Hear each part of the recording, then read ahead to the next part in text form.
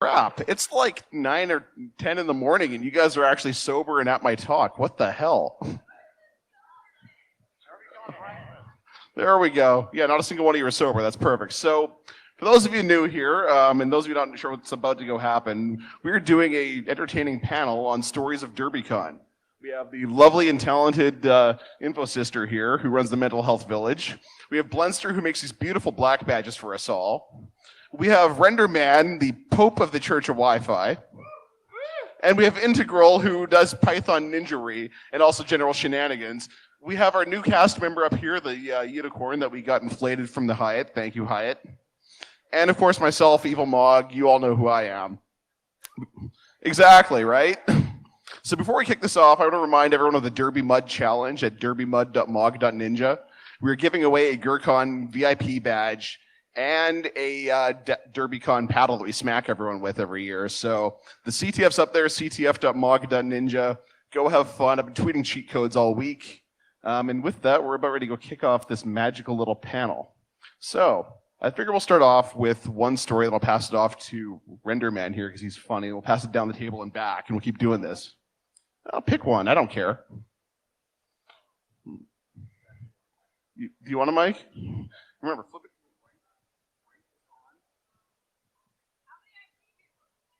There we go. 4. So the first story I'm going to tell is about Ms. Bat's first time at DerbyCon. So her first time at DerbyCon, she had no idea who anybody was, and she's the nice, quiet little mouse type that won't come up and inject herself into conversation. So she was wandering around kind of idly here, and Dave notices her, and he's like, "Yo, what's up? How's it going? You enjoying DerbyCon?" Winds up taking her down to the vendor village, buys her some lockpicks, and teaches her how to lockpick. And she says at the end of this, like, "Hey, don't you have something important to do? Like, I don't know, running a conference?" He's like, "No. That's what I got minions for." Yeah, exactly. He says, "This is what DerbyCon is. This is what it's all about. And if I make one person's day, that's all that freaking matters." And that to me has always been DerbyCon, and that's what we've strived to go for.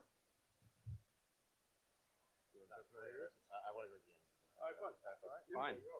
So it's appropriate that Mog had me up here for this because I had the opportunity to pull one of the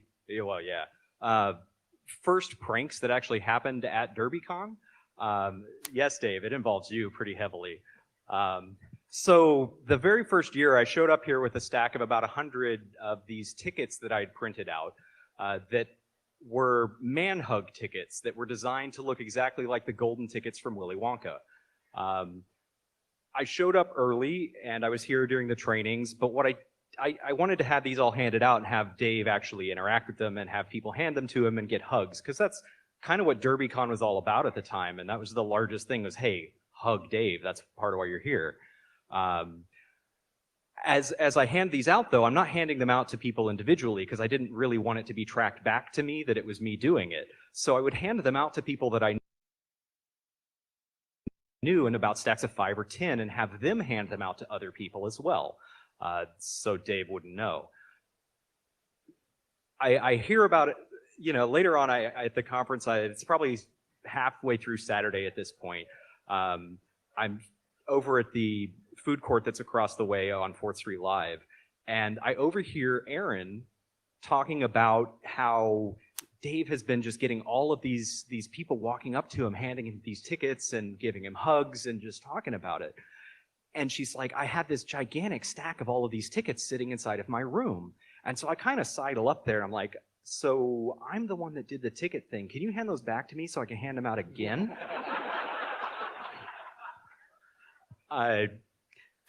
The story of that actually doesn't end there, unfortunately, or somewhat unfortunately. Yeah. But turns out that some of the jockeys, the security staff, had grabbed some of them and picked up a copier inside of the Hyatt and made a bunch of counterfeit manhug tickets and were like throwing them off the stage come Saturday evening. Yeah, exactly, making it rain man hugs. Poor Dave. There's no way he didn't get sick after that. But the worst part about that to me is because I really wanted this just float and have nobody know who did this. But Jason Street ended up actually like doxing me on Sunday morning when Dave jumped up and was like, "Who the hell's done this thing?" But that was the first prank there that really happened here. Which DerbyCon was that? That was Derby 1.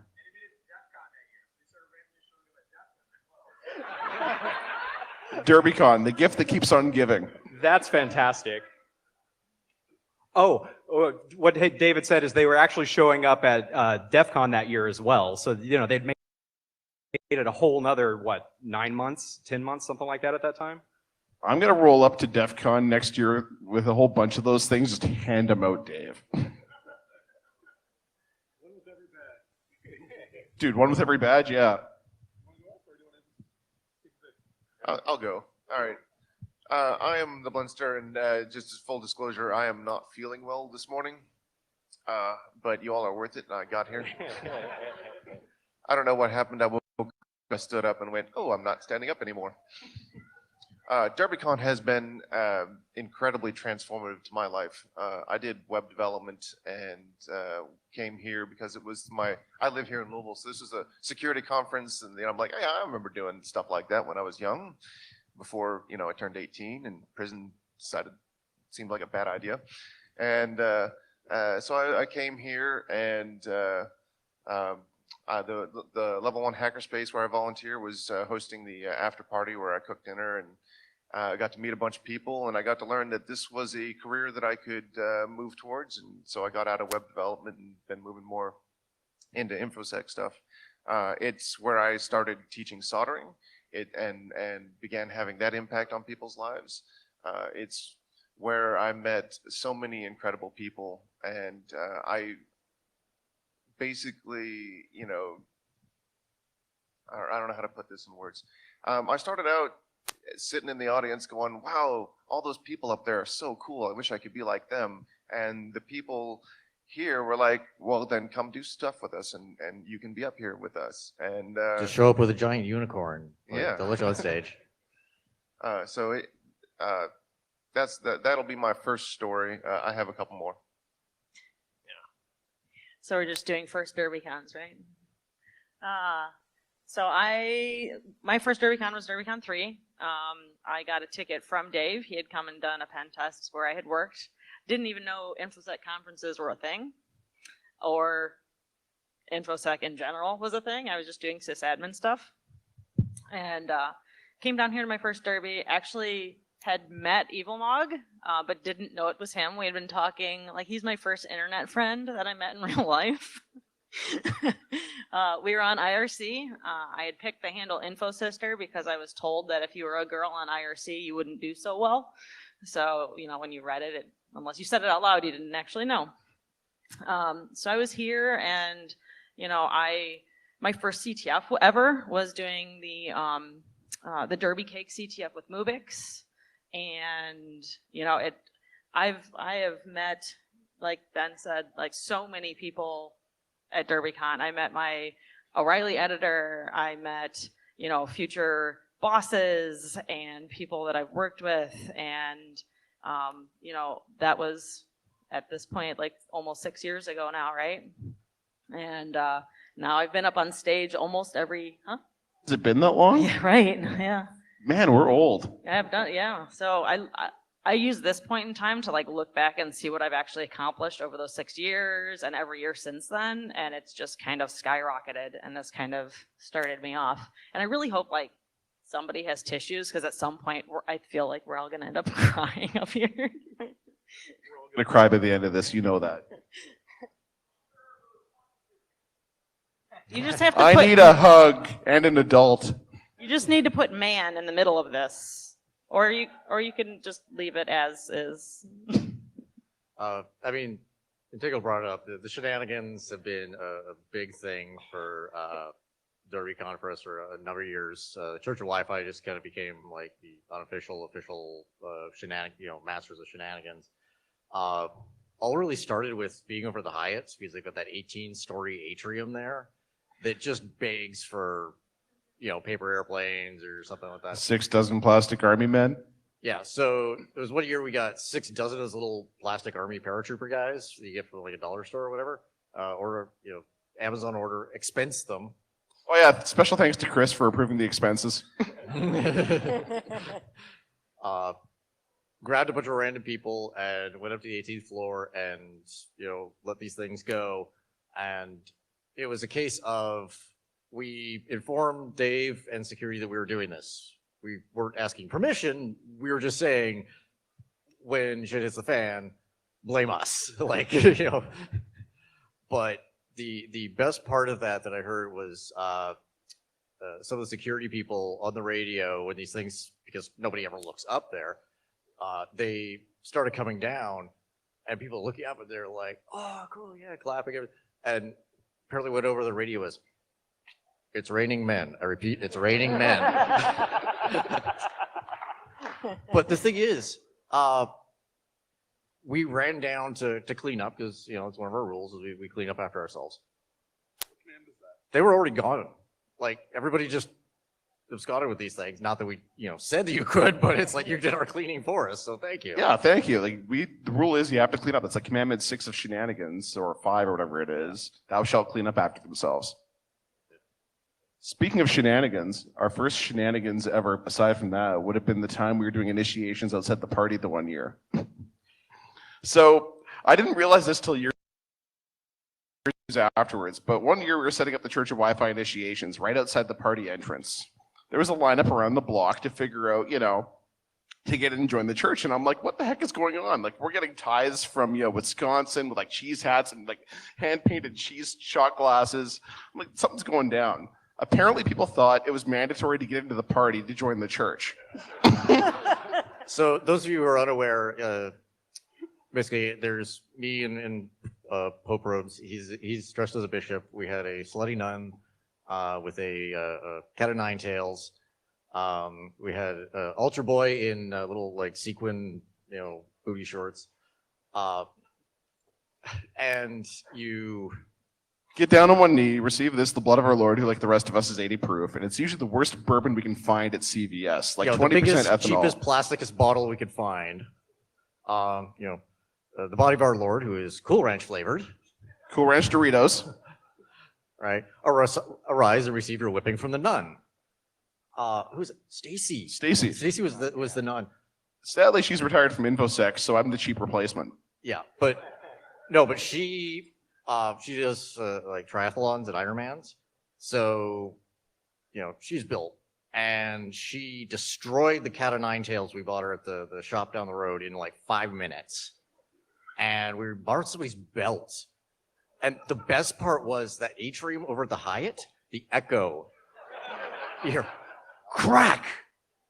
That's all you heard all night. Crack usually by a scream of pain, but it was one of those the acoustics in here are great.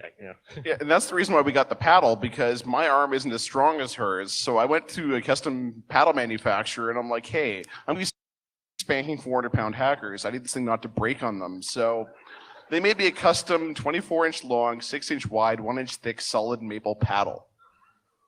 And this paddle is going to be the prize for Derby Mud. It's signed by everybody that's been smacked by it this year. So if you want to join, you get a sticker, you get smacked, but you have to give consent before you get smacked by it. And I wind up, I apologize. Let's go with favorite moment at DerbyCon. Let's start with Integral. Favorite what? Favorite moment? Oh, God. Remember. I mean, there's a lot of others, but So that's a real problem, actually, because I don't remember a lot of DerbyCons. remember you weren't there? Yeah. I'm going to have to pass for right this second. Oh. I mean, I'll come back to me, please. No, you're going to have to give me a second. That's completely In that derailed case, me. Amanda, you're up. Shit, I don't remember. I'm not ready See, I'm not either. the only one here. I think we need more specific, All right, fine. While you guys are thinking of favorite this, heartfelt moment at Derby. favorite heartfelt moment. The thing that made you realize you're with family. Trevor. Favorite heart fart moment. Trevor was what did it for me. Okay, Trevor. Oh, you're gonna go? Okay. Render, you're Go up. for it. All right. Sorry, I didn't mean to stomp on you there. No, sorry. Okay. So, who here is familiar with Trevor? The whole Trevor forget? Okay. Really short version. Grifter got a milkshake at the Smash Burger across the street from the Hyatt. There was a cockroach in it. He spit this thing out, took a picture of it, tweeted out, told management and everything like that. They like shut down the restaurant to get somebody in to deal with this. Corporate did good by them. But it's like Sunday, we're kind of bored because con's over. The tweet was something like, "Hey, just so you know, there was a cockroach in my milkshake. I've named him Trevor." And Grifter and a few others go to like the CVS, get some like the little LED candles and like some other just random crap and set up like this little memorial. Well, people started adding to it. And the problem is the thing got torn down rather rapidly. So we waited till they closed after they were getting fumigated. Yeah, so they closed. We put it back. And it got bigger and bigger. There's Eddie doing custom art for this thing. There's I'm pretty sure Dave was involved in some of these videos along with some of his friends. Allegedly. Allegedly, Dave might have been involved. But people are tweeting this and stuff, and we're sitting around in the lobby of the Hyatt and tweeting at Smashburger and stuff because we're lamenting Trevor and his many thousands of relatives that are about to be exterminated, and like just we're bored hackers. It's what we do. We troll. But Smashburger corporate, whoever's running their Twitter account, They didn't go back to marketing. they fucked up because somebody was I think it was C4I or was tweeting at like local media like, "Hey, here's this thing going on," and everything. And Smashburger corporate Twitter account says, "Please stop." Game on. No, that was probably We got the best trending part. on the front page of Twitter. Yeah. Trevor Forget was trending. Honestly, that would have been my response. Well, it was funny because they were kind of interacting with us for a little while, and then they finally just like shut down after a while. And they're like, "Please stop." And then, like you said, that's when everybody on. really got on and started going crazy. I mean, there was some medical incident or something on 4th Street Live just around the corner, and so there was ambulance and fire department and police showing up. So there's pictures of like, it's too late, you can't save him, But the best part was the cops. Yes. The cops who were dealing with that incident, they left. They came back just out of sheer curiosity of what the hell is going on here. There's people out here in front of this like makeshift memorial pouring out 40s. For a roach, and they're like, "This is not what we're used to dealing with out here." Like, you people actually like, cool. Wasn't there singing too at some point, right? There was singing. I sainted Trevor the Roach in full robes while we were there. Yeah. No, but the police actually showed up and kind of participated as well. They didn't just like show up and see what was going on. They hung out and they legitimately were chilling with us, watching this roach celebration. And they told the supervisors of the next shift that was coming on, so they came on, paid their respects. Yeah. So every time a cop would come through, they'd all come out and pay their respects to carried Trevor. on. And every couple of minutes, all you hear is Trevor. And even the homeless were joining in. But I mean, and for me, this is kind of the family thing, because everybody, it was like very innocent, like nobody was being hurt. Well, maybe Smashburger, but only their brand. But we were having so much fun. Everybody was just banding together. It was like smart people doing dumb things. Like it's great. But I still think the crowning, like the cherry on top of that whole thing was you, Dave.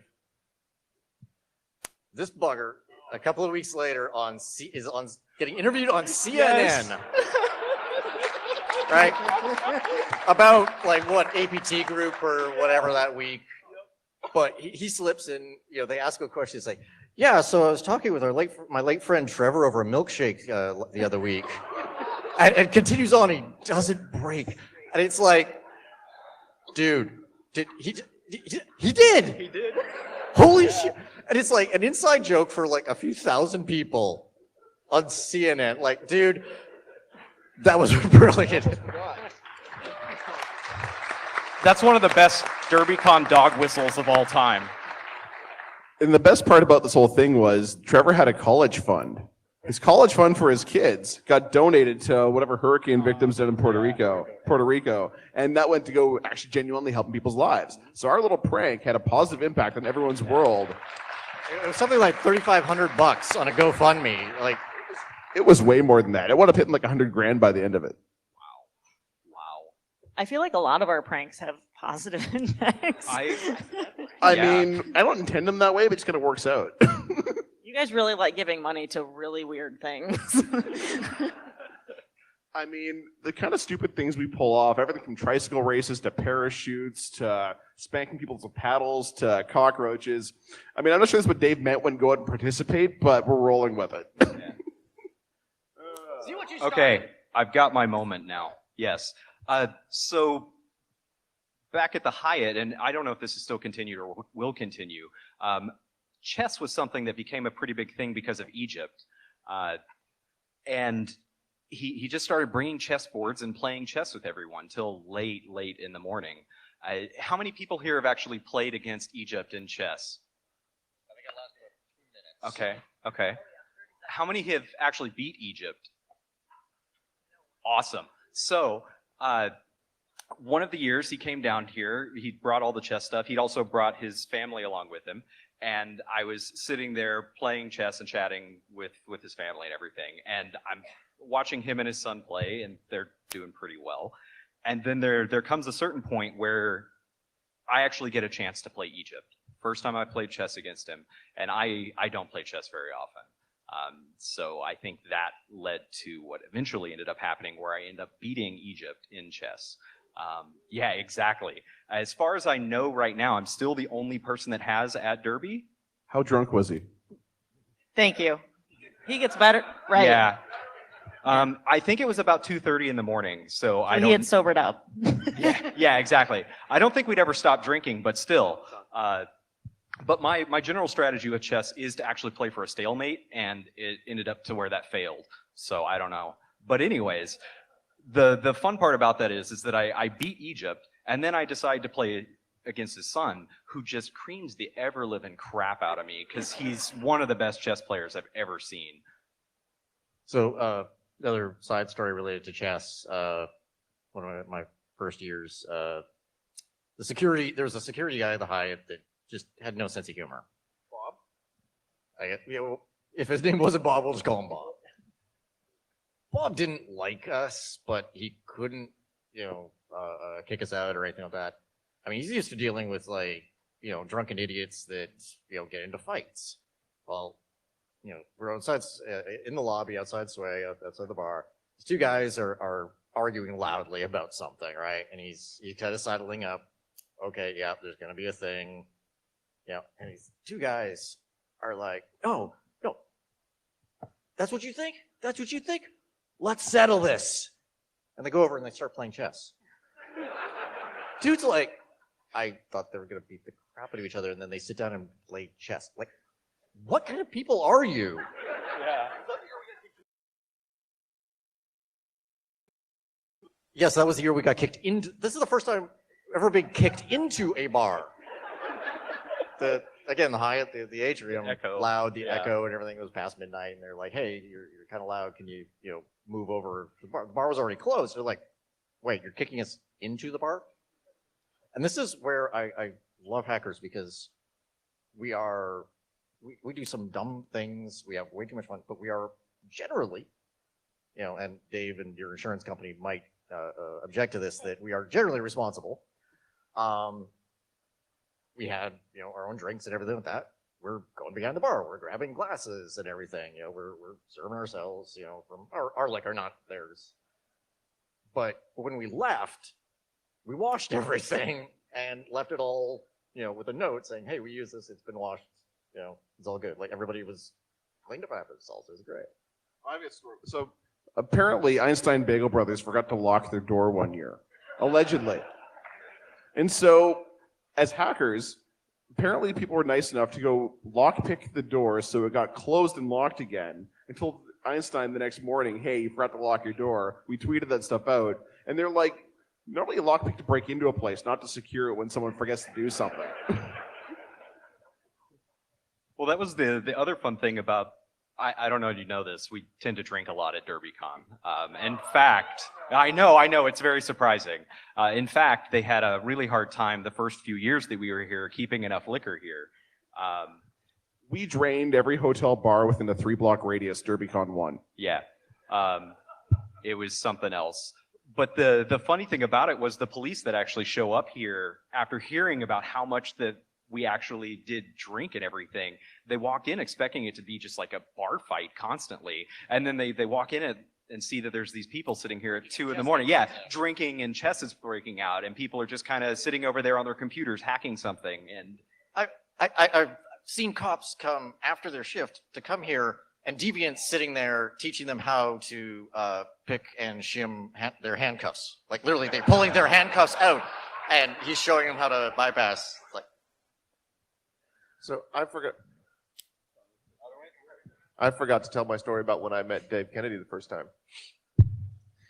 So I did not know who he was. Obviously, being brand new to the scene. This is DerbyCon 1. This is at the level 1 after party. It's late. All the food's gone, so I'm actually mingling with people. Someone gave me my first set of lockpicks there. Thank you, whoever that was. And I see this guy, and he's showing off the black badge for the conference. And I'm like, oh, that's really cool. And he's like, yeah, we had, blah, blah. He's talking about it. And I'm like, I could make one of those on our laser cutter in about 10 minutes. And he turns to me and says, please don't. And I promised him I would never make a fake black badge. But I did eventually get to make real black badges for him. So thank you very much, Dave.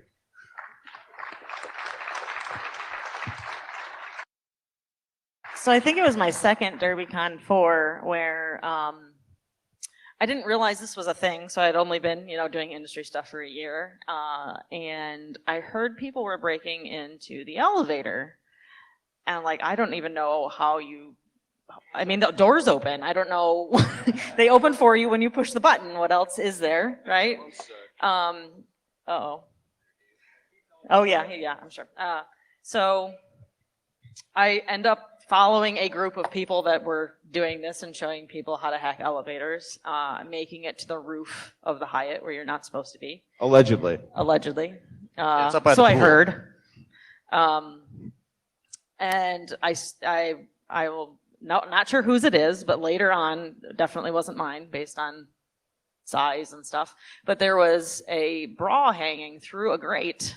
If you looked all the way up in the atrium of the Hyatt off of a string, and it stayed there for, I think, the entire 3 days. The thing is, people thought it was me, and because I do the aerial stuff, and I'm no, so they known thought it for was the you because aerial- you were wearing a bra earlier. I mean, I was wearing a bra later, but that wasn't my size. Okay. And I think 2 more years after that it happened. But yeah, it was another DerbyCon tradition, is just sneaking up and finding the grate and throwing a bra down on a string. I mean, we do lots of things to that other venue. Everything from the rubber chickens that were all over everywhere. They were finding those things for 9 months. 9 months. Can we give it up for Rance? Yeah, give it up for Rance.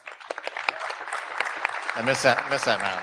That man pulled off so many freaking pranks. He pulled the rubber chickens. He brought the clown noses. That man is the patron saint of He is the rubber patron saint of chickens. Cox. Yeah, patron saint of Cox and the Church of Wi-Fi for that very reason. We've only sainted very few people. Trevor's one of them. Barnaby Jack, Rance, Tuna, and Grumpy Cat. And we've also sainted Yola Bear after we lost and got resurrected. Yeah, but Rance would hand out these sticky rubber chickens. You put it on the end of your finger and it'd go shooting, and it would stick to the wall. Well, people were sticking these things to the ceiling in the lobby of the Hyatt. My favorite picture of Rance is not actually of Rance. It's of the Hyatt guy with the broom trying to get these things down. But so he died January 2016. Last year, Banshee was standing just inside the doors of the Hyatt, and this thing falls. Is this dusty, grody, dried out chicken? From 4 years ago. Just decided to fall down next to her. It was. They are still finding chickens to this day, especially up on the roof, most of the service areas. We've been having this place cased out for ages. And for those of you knowing, now that we're leaving this place, they can't sue us. They use an H2395 key in the elevators. That one? You mean this one? Yeah. Allegedly. But that hotel was so cool about us doing everything. They were So Fantastic. I have one story about the hotel not being cool, then becoming cool, and they realized it was me. So the same security Is guy that was how kind most of of your cranky. life's gone so far? So this one security guy was a little bit cranky about the parachuting because one year we parachuted the giant Moogle, and he's like, if anything else goes over top of that, I don't care who parachutes it. You're the one leaving. I'm like, dude, I've already submitted all the paperwork. I've done like 3 days of math. We had Chris verify it there while he was sitting around. Like, we spent literally 2 days figuring out the velocity of a monkey in a vacuum. Yeah, like when you go to the hotel staff, it's like, do you have a scale in the kitchen? Yes. Can you weigh my monkey? I went to the hotel and I'm we're like, trying to figure out the terminal velocity of a spherical monkey in a vacuum. oh yeah. So we show up with all this engineering math to the hotel manager. She's like, yeah, go for it. We love this. Tell us what it is so we can watch. Yeah, And like literally the front desk staff is like, we can't see from here, so like tell us because we want to come out and see this. So if you go on YouTube, search for DerbyCon parachute, you'll find all our exploits on video. The one thing they would never allow us to do though is drones. I mean, we tried No last year. They drones. couldn't get a lock on the internal. Yeah. Yeah, so don't drone inside. Also, if you're going to do it, make sure you use actual properly rated stuff like rocketry grade parachutes and, make sure it doesn't weigh more than a couple ounces. Like literally, we did the math to figure out if Murdoch here broke loose and hit somebody from 18 floors. Yeah, there wasn't enough. Yeah, it turns out the cover. plush level is about 1.5 pounds maximum plushiness. It's got to be at least 3 feet tall for that to work. So that's roughly the safety math. What? I've actually spent the engineering time to do this. I'm not surprised. Hey, if you want to do a shenanigan properly, watch my talk from DerbyCon 6 or 7, How to Conduct Shenanigans Safely. We released the tooling and everything. To be fair, as security professionals, if we're good at one thing, it is managing risk. I mean, yeah. I don't know. I've seen a lot of environments. I like risk. I like watching it go flying by.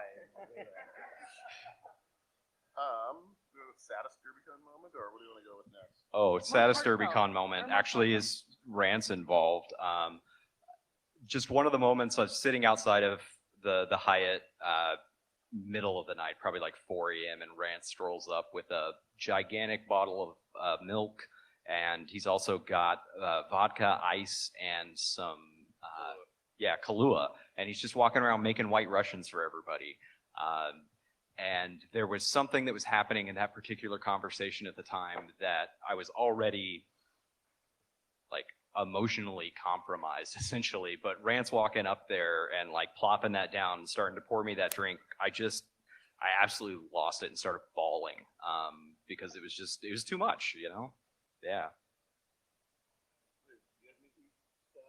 Like really just sad. I mean, I've cried at least the last two. Who doesn't cry at DerbyCon? yeah, closing is always a really tough moment, especially right after closing. Closings are really Okay. hard. The bar bill's okay. Renderman, are you going to talk about yours? I don't want to steal your. Because I mean, yours was one of my top tearjerkers. If y'all got tissues, you might want to break them out. DerbyCon 3, was my first one. Dave reached out to me and said, hey, you know about DerbyCon? I'm like, yeah, I've heard the name, Louisville and everything.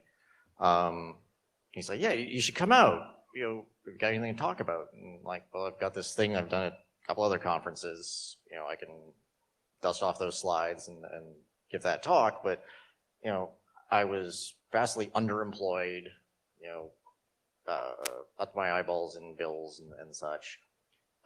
Just not in a good place mentally either, very depressed. And I'm like, sorry, I'd love to come, but can't afford it. He's like, don't worry, we got sponsor money. I'll fly you out. I'll fly you out, get you the hotel room, you come and speak. I'm like, okay, sure, free trip. Like, of course, I'll do that, Pilgrim and a few others basically decided as well. They kind of looked at me and like, dude, you look like shit. You need family. Like, all your meals and drinks are on us. Playing Hackers Against Humanity in the lobby, Noise ended up making a thing because we played a card that said, NIST has decided this is what is replacing AES. She says, I will give $100 if anybody plays plain text. I had a card, double rot 13. I played it. She pulls $100 out of her. I think I walked away from that con making a profit, actually. But Yeah, church or Wi-Fi. I mean, Yeah. profit. but it's what I needed at the time. I was severely depressed, probably vaguely suicidal. It was so refreshing to be around family and people who understood that I didn't have to say anything, and they got it. They saw the pain. Amanda, the work you're doing in the mental health village is amazing. Keep it up. But and I'm not sure how much, Dave, you knew I was hurting at that time. But I find out later that I don't think that was sponsor money. I think that was yours. I think he paid for that whole thing out of his own pocket to get me down there. It's family, man. DerbyCon, 4 the next year was in a much better place. Closing ceremonies, there's video. I ran up during closing and Kanye'd the microphone. You're good at that. Kanye, though. And I said it then, and I'll say it again. Dave, you saved my life. Thank you. I don't know where the idea of Hacker Family came from, but it's this thing that the rest of the world kind of hates us. We need to take care of ourselves, because if we don't, no one else will. You are some of the drunkest, lascivious, foul-mouthed, Hooligans. psychotic bunch of freaks. But you're family. You are the family I choose. And I have Eddie the Eddie's Hacker Family crest tattooed on my chest over some self-harm scars I have that I was not proud of. As a reminder that,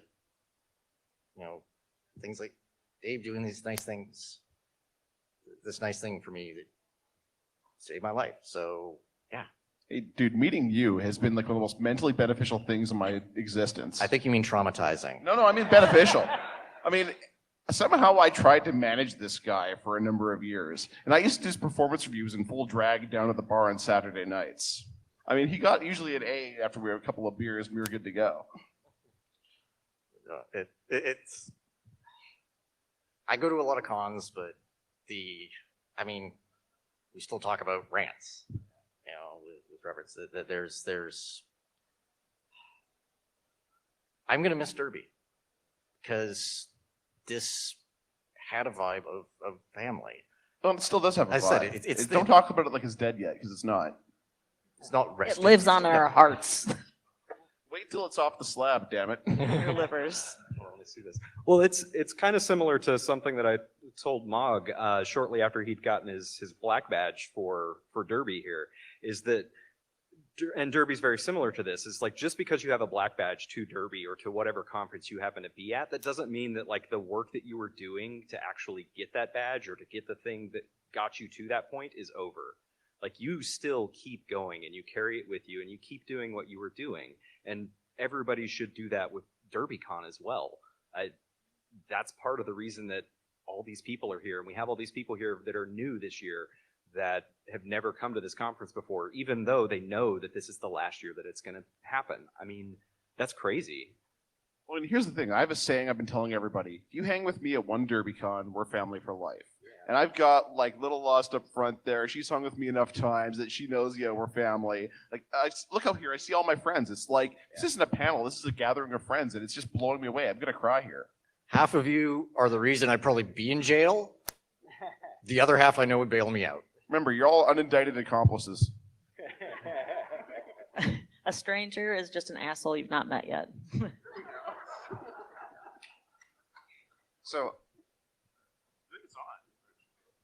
So I wanted to give a shout out to Rance's father, who's here. I met him for the first time at one of the parties where he was spinning. And again, that's what is so amazing about this community. There are so many people, you have no idea who they are. They have no idea who you are, but they take you seriously and talk to you. And it was an amazing connection. So I wanted to from all of us, we really appreciate and thank you. And So, one really quick rant story. This was actually at DEF CON, but when he found out he had cancer, he was driving around on one of those little scooters because, couldn't walk. Those scooters are fun. Couldn't walk far, his pain and everything. And this was, I think, a year or two after I Kanye'd the mic and everything like that. Ran into him at DEF CON, and dude knew he was dying, but he asked me how I was doing. And got up out of that damn rascal to give me a hug. Knowing that it hurt him. Be like rants. Fuck cancer.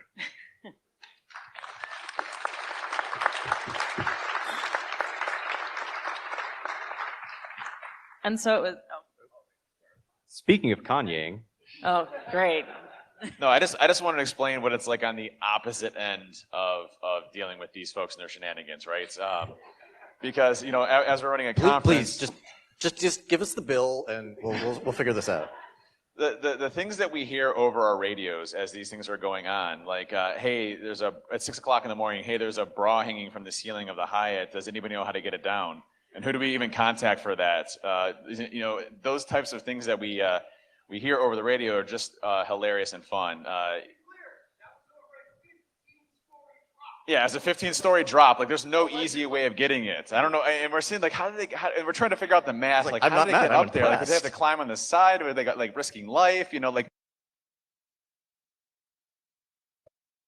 What was happening? And so we're all confused. And then, Will from the Hyatt comes over. He's like, is that a bra on the ceiling? He's like, how does that even get up? He's like, I don't even know. You guys are crazy. And so, it's always been fun on the other side of it as well, because you hear, hey, they're spanking people too hard outside the lobby, and people think to get inside you have to get spanked. Like, no, make sure it's clear. They need to go somewhere else down the road on the side. Not to be. So we've had fun on the shenanigans side and on the backside too. So, I love you, rants.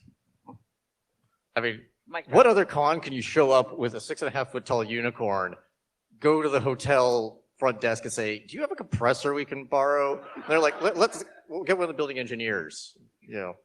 I was wondering if somebody did that by hand, because that would be No. super impressive. We got to thank Kelly for that, actually. So what happened is Render's like, I brought this 6.5 foot tall unicorn. Well, Circuit Swan is actually the one who brought it. Well, there we go. So Circuit Swan brings this thing. And Render's like, who do we know that can get this thing filled up? I'm like, let's just call Kelly the bartender, right? I mean, he's been there for 9 years. We made him a lot of money over the years, so let's go talk to building engineering and get them all hooked up. So he talks to building engineering. They're like, yeah, we got a compressor. What day do you want it? I'm like, you're not even there. They're still hooking us up with all sorts of random shenanigan supplies. I mean, the dude, who knows, like, Kelly the bartender over at Sway? Like, speaking of, shout out happy hours from 4 to 7, $5 drinks, and then after 10 o'clock, $5 drinks, any draft, including bourbon barrel ale. Yeah, the bourbon barrel ale is great.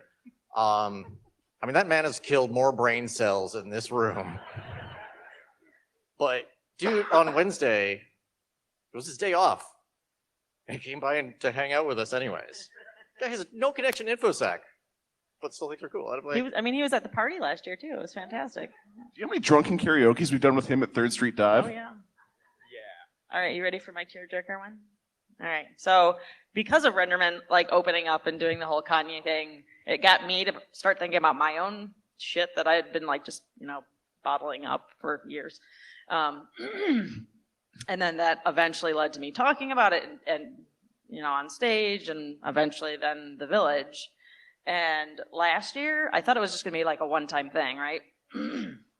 So we did the fundraiser and ended up with what we have now, and nonprofit, full bore. We have We have a list too, if you want to stop by, of everything that we've actually been able to accomplish this last year, which is blew my mind. But I've cried so much that last year, like there were almost every single talk. It was just a whole room of people just sitting there, just bawling, just super heartfelt stories of a lot of struggles that people have dealt with and how they dealt with it.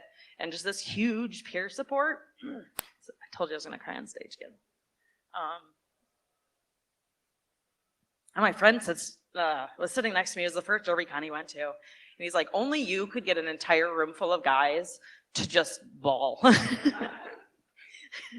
So yeah, it was just so, seemed to be super helpful for everybody in the room to just realize that they weren't alone. And everybody then just started opening up, and it was like a full talk going on, but then it started to be just this conversation of like, oh yeah, like I think about suicide all the time. And everybody's just like, I'm super glad like I brought tissues to the room specifically for that. But yeah, that was, I think, probably my biggest tearjerker moment was all of last year. You know, of all of the villages, your village is my favorite. And the reason for this is in InfoSec, we all have very stressful jobs. Like doing IR, for example, you're on call, you're always worried, you'd start twitching when your phone vibrates, even just a friend to go for a drink. And I actually had my own personal mental health issue that, you know, thankfully, because of your village, I want to be able to talk about it and changing careers because of it. I was working red team and blue team management, and I had a stress-induced panic attack managing him while managing an entire other team. And I was doing a blue coat upgrade, and I felt sudden left side chest pain. I woke up in the hospital because they thought I was having a heart attack. It turned out it was a stress-induced panic attack. And I went on medical leave, and they kept calling me out during my leave, so I had to get out and bail, change jobs. Thankfully, I did a job interview at DerbyCon while I was in drag on Saturday night with X-Force Red, and somehow I'm a diversity hire now. But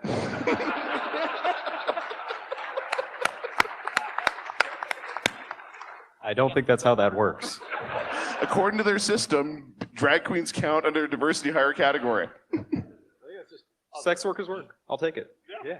Yeah, exactly. But mental health is important. Take care of yourselves. And Renderman's stories of reaching out for help and everything else, you people inspire and recharge me every single year. And I'm going to carry that forward. When I say, I've met, if you hang with me at DerbyCon 1 year, we are family for life. Don't hesitate to call me. I don't care who you are. We are all family here. We are all DerbyCon. 5 minutes, so enough time for one more story. Who wants it? Can we make it an uplifting one, maybe? We've Yes, had make a an lot uplifting of one. somber I want to hear a very recently. uplifting one. Yes, please. Oh, dude, the auctions. Wasn't there a year that we beat raised DEF like CON? $64,000? All right, so here's the thing. Who here knows about the Hackers for Charity auction? The live auction makes more money for this conference of, say, 2,000 to 2,500 people than all of DEF CON. There was 1 year we totaled it up, and it was the equivalent of every attendee gave $100. It was nuts, and it was beautiful. Oh, and then, here's the best part. The hacker freaking Santa buys all this, buys everything on the auction. Then he just throws it up for rebid. He's literally taking $1,200 and just setting it on fire. Because why not? Well, he's donating it. And then same thing. Khalil. Unless the winning one of charity the actually auctions. lights money on fire, then it would be. Yeah. I will set $100 in fire for you for grades and donate the rest to charity. It'll be Canadian money, so it's not worth anything That's anyways. right. That's perfect. But yeah, we had the 1 year where Khalil Pilgrim, he won the black badge at the auction and then just straight hands it over to Jason Street. That man, he's donated more money to this conference than you'd ever believe. Love that guy. Ice medic. Ice medics. Please tell us about ice medics. So the icing used to be an arms race at DerbyCon. People were idiots and going down to Einstein Bagel Brothers, getting hot coffee and putting the ice inside the hot coffee and getting them super freaking hot. And we figured, okay, this needs to end. So Deviant and his crew of deviants went down to Home Depot, grabbed some PVC, and built up this whole little contraption with ice at the top. So you poured your Smirnoff ice in, it filtered through the ice, came out the bottom ice cold, but you turned it out. And so we had these ice medics zooming around. And it was just This place has turned into a shenanigan war, and I love it. Yeah. Oh yeah. So we're gonna tell you a story about how Renderman iced Army Train, and he's gonna say it. Is Army Train in the room? No. Good. Good. So he was one of these guys getting like the hot coffee to the Ice Brothers and putting the Smirnoff in it and icing people. And I'm like, dude, that you're just being evil with this. So I decided to get him back. So it was Sunday. I'm, had the Smirnoff. I'm like, I need to get this warm. I'm wearing a kilt. So I'm sitting on this thing like a mother hen for like an hour. Walked with him up the escalator and walking with Smirnoff Ice between your legs ain't easy. And proceed to ice him. Reach like there you go. That man, he didn't blink. He popped it. He chugged that thing, and it's been sitting next to my taint for an hour. So. Which is impressive because he's usually handing off 120 to 180 degree, ices to people. It's the ones that you have to like put down and you can't physically drink them because the can. I wasn't shoving one of those between my legs.